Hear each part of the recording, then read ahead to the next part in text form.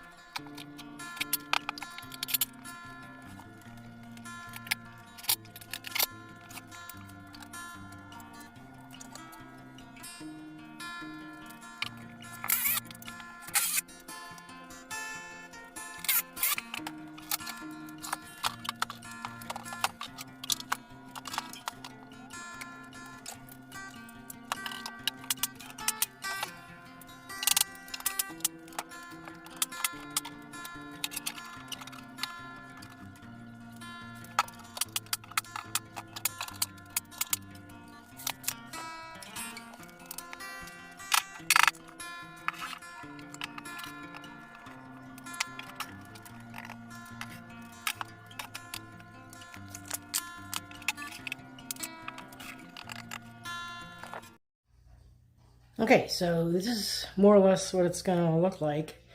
There'll be a piece of trim over here against the wall, and then the wainscoting here.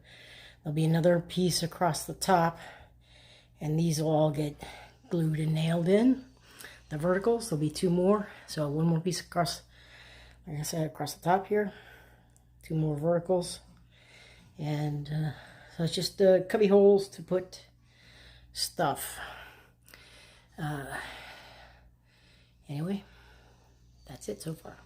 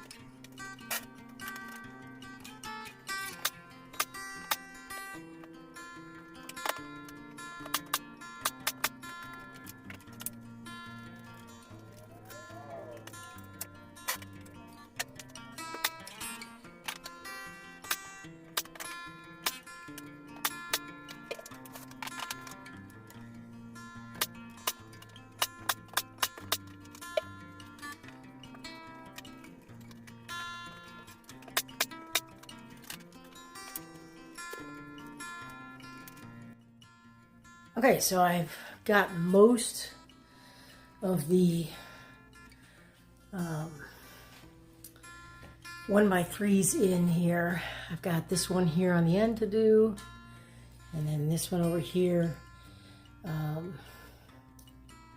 there. And use my laser to make sure that I had it kind of level. And one of the things you need to learn, or one of the things I'm learning about doing this, is you learn that your walls are not flat. And you can really see that over here. Let me come around.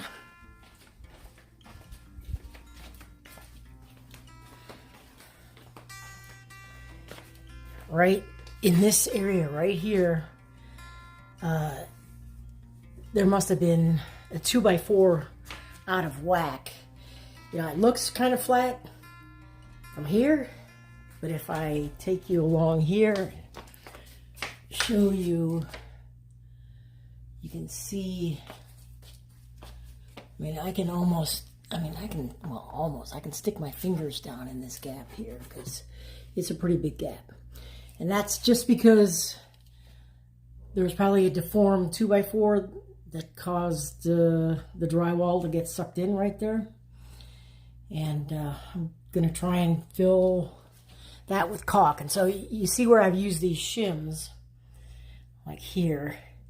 That's because I want the faces to be in the same plane, and then I'll fill these joints with caulk. And I've done that throughout the house. Once you paint it,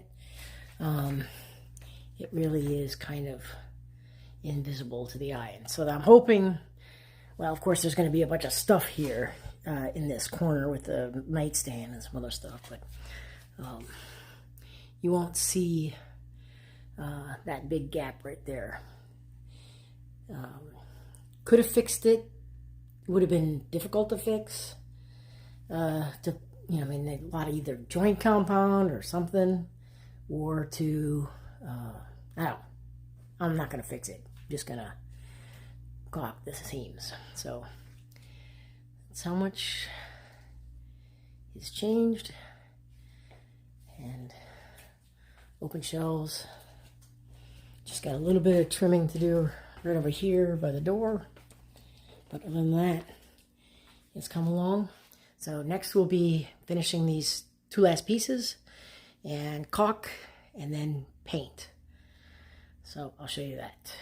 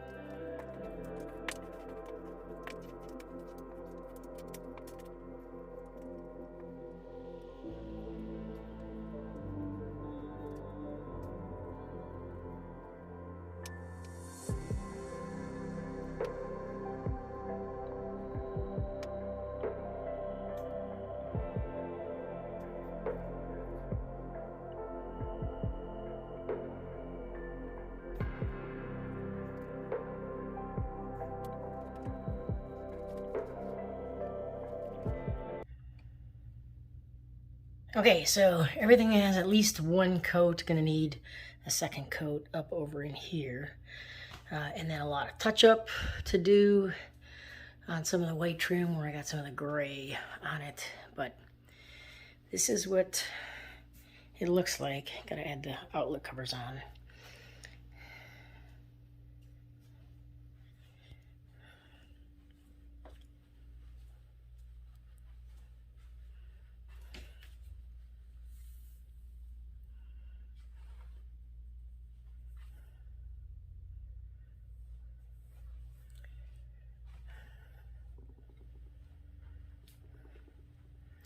And I'm pretty happy the way it turned out.